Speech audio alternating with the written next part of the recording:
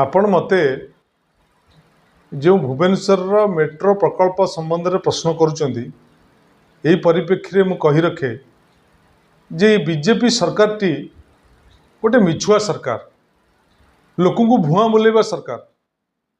आपण माने देखंतु नवीन बाबू भुवनेश्वर मेट्रो प्रकल्प पाई टंका बराद करथिले, सर्वे कार्यक्रम सारी कार्य आरंभ करथिले।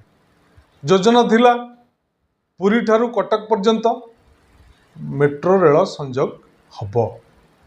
सरकार बदली गला, बीजेपी सरकार आइला परे उक्त प्रकल्प कार्य को बंद करदेले एवं कहिले जे केंद्र सहायता रे आमे मेट्रो प्रकल्प कार्यकारी करिबु। दुखर विषय जे गत काली केंद्र मंत्री घोषणा करिसेंती पार्लियामेंट रे कहिसेंती जे ओडिशा रे मेट्रो प्रकल्प कार्यकारी होबार प्रस्ताव नाही।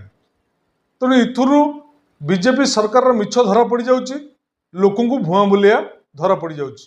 आज मेट्रो प्रकल्प ओडिशावासी सात सपन होबाकू जाउची। तेणु ओडिशावासी बुझिबा दरकार जे नवीन बाबू थिले कौन करुथिले एमाने कौन करूचंती, एक कथा को ओडिशावासी बुझिबा दरकार।